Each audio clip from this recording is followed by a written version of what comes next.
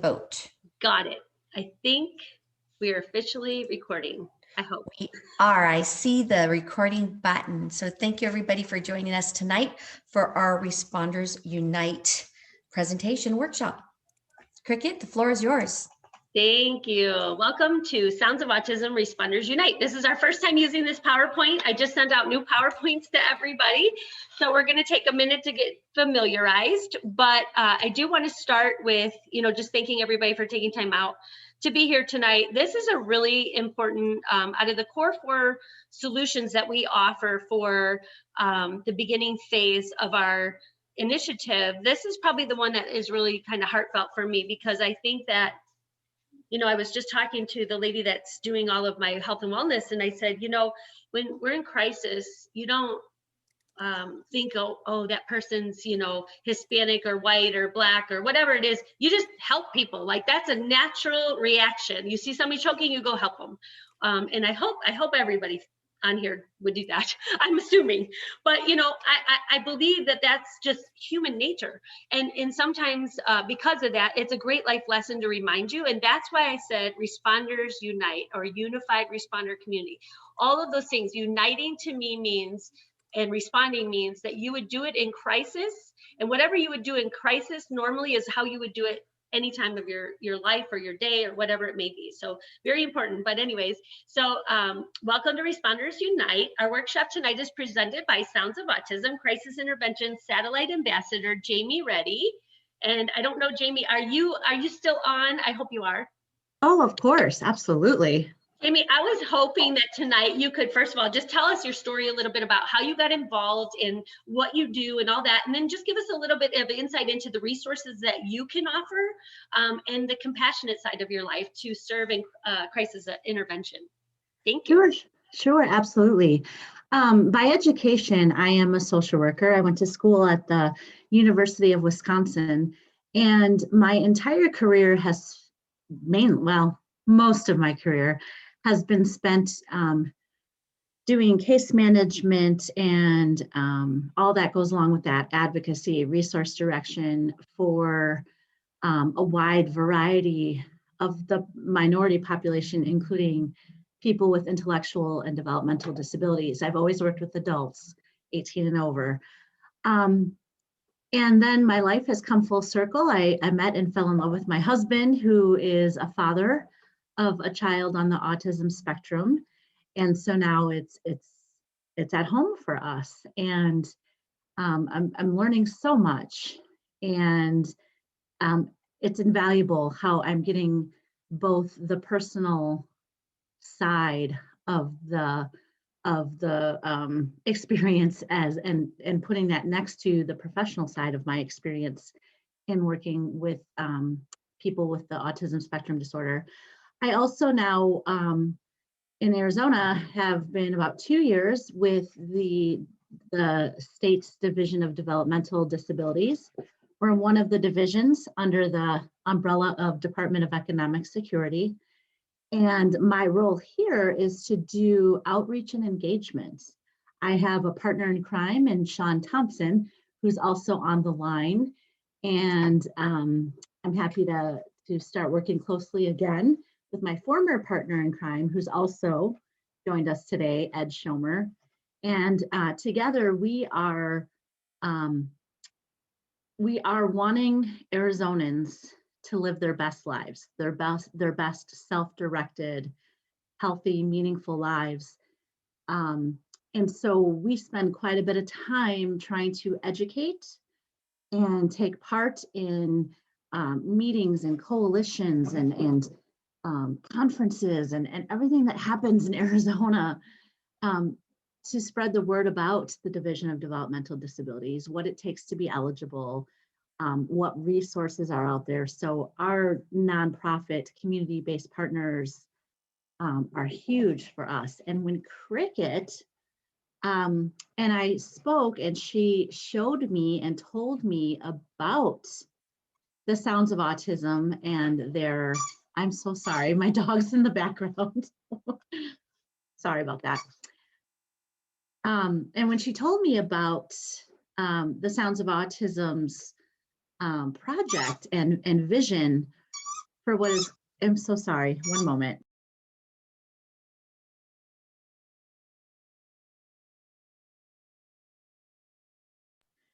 Part of what happens when you work from home.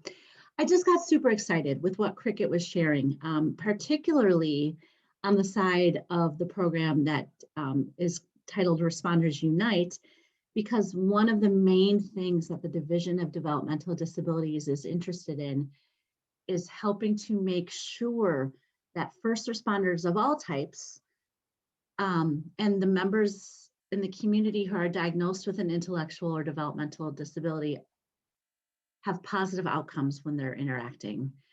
You know, from things like the Silver Alert throughout the state of Arizona to, you know, our loved ones following orders when first responders give a command appropriately and being treated fairly with dignity and respect.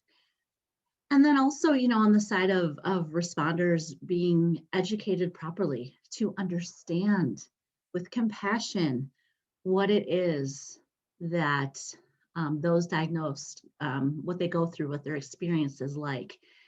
So I'm super excited. I've never seen a program yet in Arizona quite like the one being shared in Arizona now through the Sounds of Autism, because it's so all-encompassing.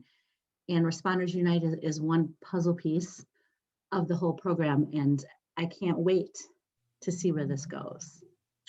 Yay.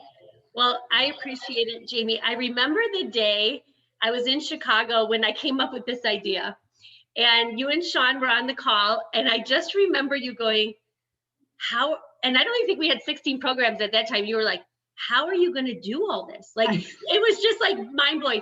But, you know, when people, like a lot of people don't understand, my background was working in restaurants for a long time. And you have to think quick on your feet. You can't just shut the doors. You have to do things, you know, you have to react. And especially in crisis, you know, I've had people choking, I've had people with heart valve leaking and, you know, all this stuff. And you're just like, oh my gosh. And you can't be the one that freaks out because everybody's looking at you like, well, you're a leader. What are you gonna do? So it really has trained and developed me to build on top of layers on top of layers. And to be honest with you, I don't think I've been this happy about doing a job since I was 21 years old, getting my first job as a restaurant manager. And the reason I say that is because this has evolved to something totally different than what I had envisioned it, even when I talked to you 6 to 8 months ago. It's really, everything is being ran by major colleges, major representatives of colleges.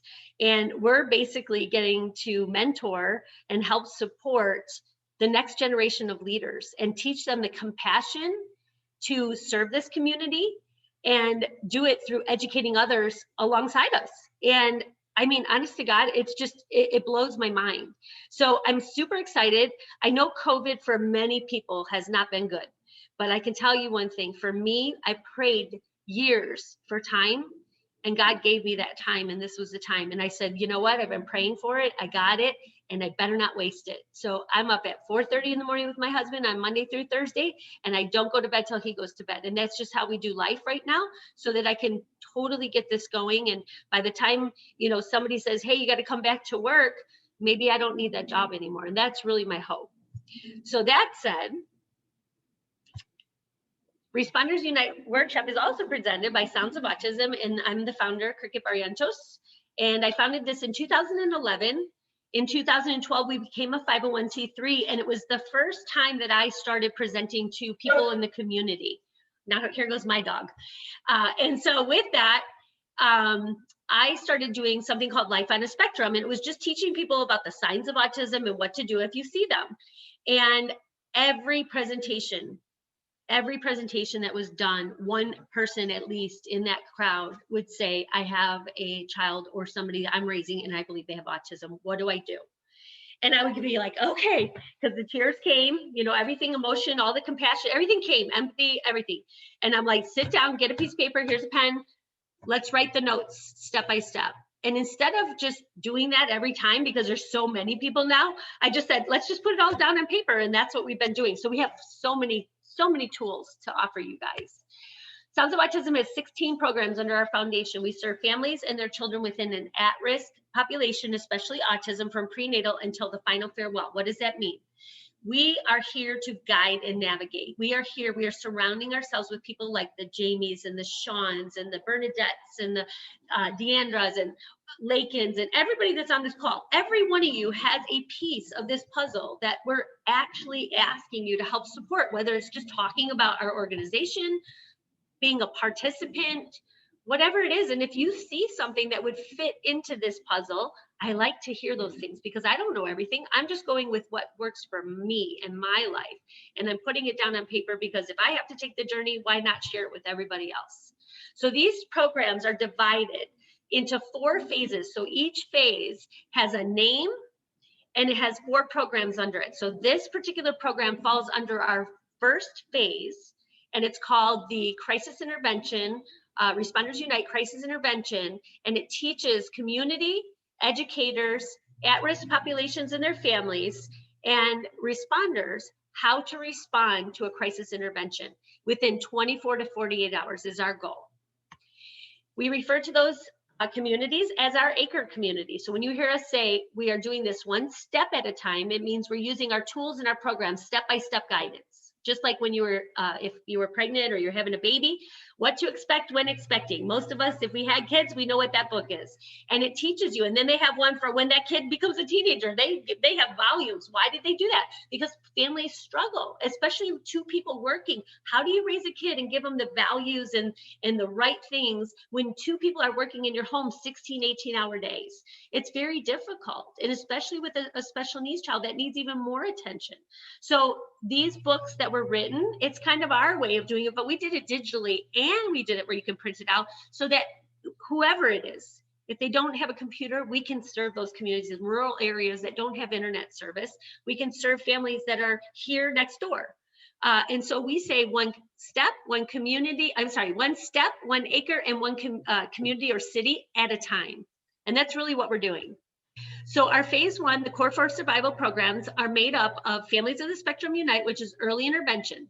We do week 1 presentations, Spanish and English. Rosemary Carter is the director of Spanish Families of the Spectrum Unite. Sean Thompson is the director of English Families of the Spectrum Unite. And both of them do these amazing presentations and share how to look for or how to help and support families as they're being diagnosed or as they're showing signs of autism.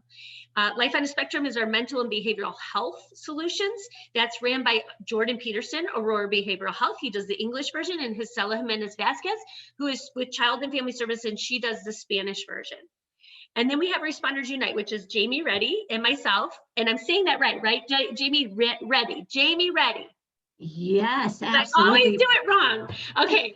And so with Jamie, she has such a huge connection with this, this portion of it anyway, with the first responders and the community and all of that. And she knows all the different organizations out there that could really support this mission. And so she's there, she's so passionate about it. And she has such an energy to her that, you know, I know this program will go amazing. And then the other director of this program, which is not on here tonight, I meet with him for the first time tomorrow, is El Mirage police officer, field training officer, Taryn Clay. And he's been on the department for a while. I think he's 51 or 52 years old. And if I'm wrong, don't tell him I said that. And he has decided, and his chief, that the El Mirage Police Department will take this initiative to kick off and launch our Responders Unite training for the at-risk population, our educators, and our community leaders. So this is more for the families in the community, bridging the gaps with some responders, and the other one is very heavy responders, educators, and community. Because I'm going to give you an example. When the Buckeye situation happened, somebody called 911 and said a kid acting different is playing in the park. I don't know who he is. I want my kids to be able to play there, but I don't trust that he's not on drugs or something's wrong. So that was the 911 call. The person responding to that call was somebody that was an officer who was trained in drug enforcement. So when he's going up, he thinks on every call, I'm going to go there and I'm going to save my life before I save anybody else's. Just like when you go on a plane, you put the mask on yourself before somebody else. That's an officer mentality. So they're going there and he thinks this kid might be on drugs. He asked the kid, what are you doing? He said, I'm stimming. If you don't know what the word stimming is, it could be stimming, it could be stemming, it could be anything, you know, doing drugs, smoking marijuana, like who knows what this kid could be doing, but that's what he was told. He wasn't told I have autism. He wasn't told that I have a delay in processing, nothing. Now, normally this kid doesn't play out in the park, but the aunt was watching him and his sister was at music lessons. So she let him go play. She thought, what's the big deal? But he was stimming with a rubber band. So he had a rubber band in his hand, he's stimming. And so as he's trying to answer the questions, he gets nervous and he goes into fight or flight mode, and the responder goes into fight or flight mode, and they end up having a quarrel. And then he ends up on the ground with scratches all over his back, and he injured his leg and had to have surgery later on. In the picture or the video cam, the aunt says, you need to have training. You should be getting training as officers to learn about autism. And she's absolutely right. But so should everybody else. And that's what a unified responder community is. If you look in this picture, the middle puzzle piece of the unified logo says unified responder community is the autism community or at risk, working with the community, working with the responders and the educators, and everybody's stitched together, working together. And that's what that logo is. It has a lot of symbolism, red and blue. We're responders, all of us. So with that, we're out educating everybody. And we're also asking, what are the things that you're struggling with or frustrated with? What are the things officers are struggling or frustrated with? Community leaders, educators, so that we can take that information, and instead of them losing their job because they use their voice, we become that voice for them. We are Sounds of Autism. And that's really where it comes from. So these 4 programs focus on diagnosis, support, crisis intervention, and life skills. And the last one, life skills, we have 3 phases. We have a roadmap that shows the navigation step-by-step of how to raise a child. And on the other side of that roadmap, it's a Candyland roadmap. So it reminds people 0 to 5 years old, 90% of that brain's being developed. We need to find those families. So have interaction with your kids. Don't give them your phone and ignore them. Get involved, be hands-on. But then once we find out that they have this, we have all these other solutions to help support you. Phase 2 is teaching life skills, making a bed that translates into high school, working at a hotel or working at a hospital, and then going to the college level and actually executing those jobs. So it's a life skill and job skill program. And my son right now is being trained with his best friend, Alex, to run this business, to run this program. And they will be the ones that will conduct this. They're blowing me away. We're already on week 3 and they're already going to phase 3. Next week, they're hands-on. They're going to learn how to paint and do all this other stuff. I'm like, oh my God, you guys are blowing me away. And they love it. So that is life skills. And the last phase of the life skills is job skills and life skills through STEM technology. And you'll see Sean Hardina's on here. He's our innovator. He's the guy that puts this program together. And again, using STEM technology, we have an event coming up on the 27th where you can get a little behind the scenes of what's going to happen when you introduce STEM to your community. And if you really like this program, Sean can take it to a whole different level and teach you camps and all these other things that you could do to help support your community and really make it a fun journey for everybody. And everything we do is unified, everything. So for the last 10 years, I sat back, I listened, I watched, I communicated and supported at-risk populations, especially autism. I built a team over the last few years, and this is what we learned. At the community crisis intervention stage, families say, we fear integrating our children, community responders, and at times educational leaders. Just do not know what our needs are, understand our lives or what we go through, or understand the importance of us working as a team and having a unified responder when we are serving our children to the best of our abilities. This epidemic needed a voice. We called our organization Sounds of Autism, the voice of autism. Our Responders Unite program is to unify all communities by offering virtual workshops supporting the families and their children, community responders, and educational leaders working together to support one cause. It takes the community to raise a child with autism. We want to bring a voice to the at-risk population. We want to offer proactive training to the at-risk population, community responders and educators, our ACRE community.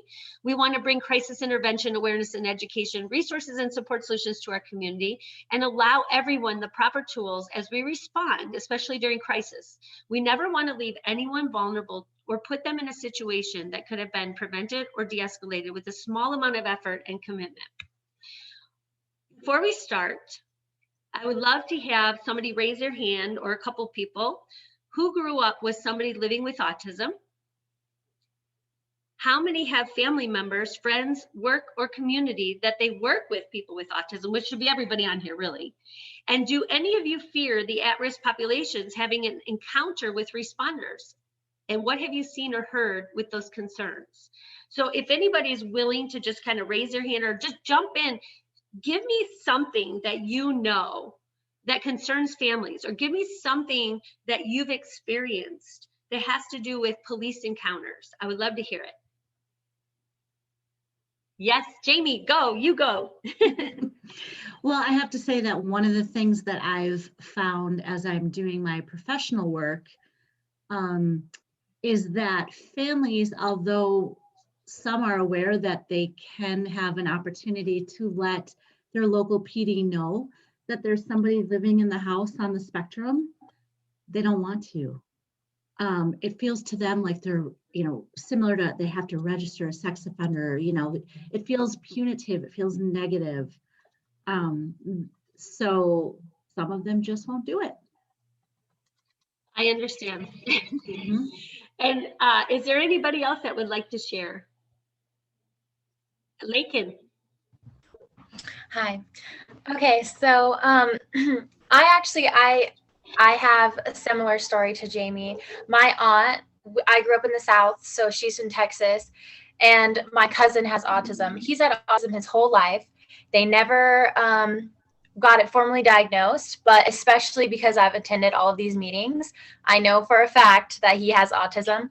But like you were saying, it was almost as if it were a hindrance. Like they didn't want to say that he had autism because it would make him less of a person almost. You know what I mean? Like if we were like, oh, he's definitely stimming because he would do, like these things, or he would do like these things at dinner, they would be like, stop, don't do that. Don't do that. You know what I mean? So preventing him. And that correlates with if something were to happen, which we've never had police encounters in that personal, but if something were to happen, you know what I mean? It could turn into a really dangerous situation because he's so used to being told, stop, stop, stop, stop, that if he's encountered with a police officer, you know what I mean, who has the means to critically injure him, and he gets angry or he gets sad because he's always told to stop and he's just trying to stem, you know what I mean? That could be really dangerous. So I definitely think police should absolutely be trained. But I also think, like you were saying, Cricket, we should all be trained and we should all be able to accept these people because they're not less human. They're not anything less. They're beautiful. They're awesome. But I definitely agree with you and Jamie as far as that. And I know Stacy Sprock is on here, and she has children as well with an IDD, a disability. And Stacy, if you're interested or would like to share maybe one of your stories, that would be awesome, just to give kind of some perspective of how that police encounter went for you. I don't know if she's able to get on. I'm going to see what her chat says. Oh yeah, she says sure. You might be on mute, Stacy. Oh, there you are. Thank you. I had to turn the TV off. Oh, that's okay. So, through my 13 years, or I guess 19 years of special needs children, I've had several encounters, but one of them was just recently. The police officer was great, but what had happened was I was in Texas during that last little snowstorm that happened just a couple weeks ago, and it was 11:30 at night. And I was trying to get my child out of the car because it was freezing, and I was trying to get her into a building. And in this situation, some people called the police because we were in a hotel parking lot. So some hotel people called the police, but instead of them dispersing, they gathered as a group around my car and watched my every move. And at that point, I got my daughter out of the car, but then she sat down on the freezing ground. And by the temperatures were dropping, and I kept telling the people to go away, and they were just like standing there staring. And most people, when they're being stared at, and like my daughter, she covered her head, made herself up into a ball on the ground. And it wasn't until the officer got there and I told him what had happened that he shooed the people away. But I was trying to explain to the people, but they wouldn't leave. So that was my most recent experience. And I guess I would like to be able to tell people, hey, standing there staring at me is only making the problem worse. You know, I appreciate you sharing your story because I know that it's hard. And, you know, when I talk to people, it doesn't matter, you know, if they're compassionate and they have empathy, it doesn't matter what their title is or who they are. They're a human being and they care about people. And that's what I really am trying to make people understand, that, you know, you're going to have the bads and the goods in every population. It doesn't matter. But you as the person get to make the choice who you surround yourself with. And I call that the power of influence. And it's something that I'm really going to focus on in 2022, is just educating people about, you have that choice. If you don't like your job, you can quit. That's your choice, right? Nobody's keeping you there. But some people would say, well, I have to make money. I understand that. But, you know, at the same time, you also have to be happy because your health is important, right? And with families of autism, we're always in high stress, high anxiety, always. It doesn't matter. Even if your child's high function, low function, it doesn't matter. You're always in stress. Why? Because if you ever watch the natural reaction to animal instinct, when there is an animal in the pack that's hurt or weak, the parents protect that animal, period. So when that happens, right, we're doing what's naturally supposed to be done. And that's why I teach parents, listen, what you're doing is good, but that can also be that could be our strength and our weakness, because weakness is we can also hurdle our children and not allow them to grow to their fullest potential. So the business model we created is to take people to the highest level of execution, from learning, teaching, and executing through empowerment. And that's really what we're doing. So one day you'll get to see the whole model and hopefully understand it, because it's just amazing. And because I have that vision in my mind, I apply it to Landon, and he is flourishing because of that. And I want to share that. I want to share that because there's a lot of families that have given up. They don't believe that there's an end or a positive end to this, or they can't pass away because they don't have a solution. We are creating those solutions. I promise you that, and it's coming faster than you think. So using the acronym SPECTRUM, SPECT is RUM, Responders United to Make a Difference. And SPECT is the 5 simple steps, I call them simple steps, to what it takes to become a responder, and what it becomes to be a responder united, make a difference. And so with this, I'm going to run through it. I do want to tell you, we're using our Zoom. I'm not a big fan of Zoom because we don't pay for it. So at 40 minutes, it kicks us off, and we're at 6:51. I don't want to rush. However, we may not get through our whole presentation tonight because it's the first time using this, and we entered this as a workshop versus a virtual presentation because we want to use your voice. We want to hear your voice. So we may shorten these and do part 2 next week, okay? So let's just keep going because there's a lot of information, but there's also a lot of positive things that are coming out of this workshop. So that said, I use the stop sign as the trigger. So I know with the special needs community, a lot of times they have triggers, things that trigger them. And sometimes it's good and sometimes it's bad. Like Landon, he loves chocolate. If he sees chocolate, he is in a good mood, right? Or if I say grocery shopping and we're going to get M&Ms, he's coming with me. Other than that, no way, I won't see that kid. So that's our trigger. But I want to remind people, every day you go by a stop sign, that stop sign now reminds you that you need to slow down and remember that you may not be seeing a spoiled kid at the grocery store. You might be seeing somebody that needs your help or your support or just your patience in restaurants all over. And so that stop sign now is going to be your reminder. And with the project that we're working on with Landon and Alex right now, that's called the STOP Project. And it stands for Simple Task Operation Project. And we're teaching these kids to go out and serve their community, to learn how to work a job and sustain job skills. And that's what we're teaching them. So the STOP Project has 2 purposes, and that's why we use that. Signs of autism. As a group, I was going to have you create a list of top 10 signs of autism, and we will definitely practice this in the next session, because we're learning that when we ask people, tell us things about autism, especially our responders, they might be able to list 2 things, maybe, if they watch the Good Doctor, you know. But a lot of times, unless they are affected by it or somebody in their family has it, they have no idea. And they're not afraid to admit it. They would rather say, I don't know. Because if I said, okay, I want somebody to get up and tell me everything you know, because you as an officer said, you know everything about autism, get up and present to us, teach us something we don't know. I guarantee that most of them would say, well, I may not know as much as I thought I did. So this is a great way to, I call it de-arm people, right? Taking away their kind of defensive, like, I know what I'm doing. I know how to do this, right? Because all of us, me as a family, police officers, community leaders, educators, we all can learn from each other. There's so many things Stacy deals with or Bernadette deals with. I have no idea. I've never dealt with it. But if I have I need a solution, I know who to call. And that's really what we're teaching people is responding means that we work together as a team to come up with troubleshooting solutions so nobody remains at risk.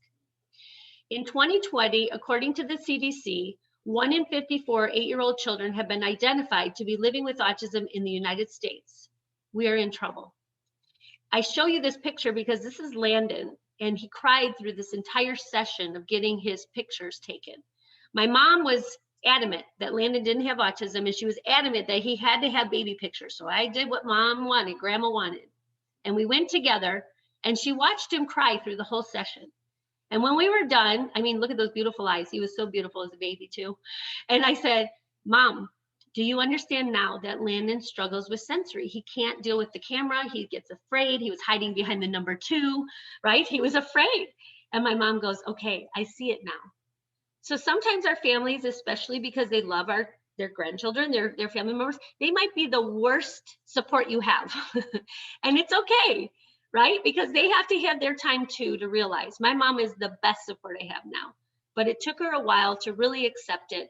And so I just encourage everybody to be patient and teach people, educate them, because the more they know, the more that they'll listen and they'll actually stop avoiding you and start asking questions, which is a really good feeling. Step 2 of our program is patience, processing disorders. When I ask Landon or his friend a question, it takes them a while, and we need to teach that. So I'm not going to just drop them off at the community center and say, go clean, without everybody at that community center knowing the type of people that are working there, because they will get frustrated, the others will get frustrated, and then Landon and Alex aren't going to want to go back and help people. And those people aren't going to want them back there because everything's awkward. So my job and our job as a team is going to be going out and making the situation comfortable for everybody. That's what United is. United is we work as a front. We're the frontline team. We work together to get success. And so with that, I ask officers when I train them, if I had you take the holster of your gun and put it on the opposite side that you normally shoot with, how would you do working that day at your job? Especially during a crisis intervention, how would you do? And the one officer, because I didn't realize what I said, and he said, well, my holster would be on backwards, so it'd be really hard for me to draw. And I thought, that's funny, you'll probably use your right hand to get it out of your left pocket. But, you know, all kidding aside, it's very difficult for our son to process anything. And so when he has to go out in the public and he has a million things, we have no idea what he's got going on in there.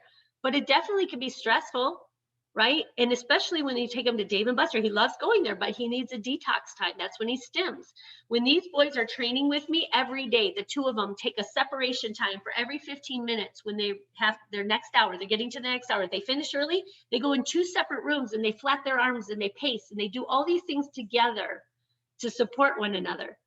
And so I know that stimming calms them. And I know it's super important. It's something that we need to make sure that we allow them to have that time for. And those are the things that we teach. Now, we are less than a minute away and we are to education.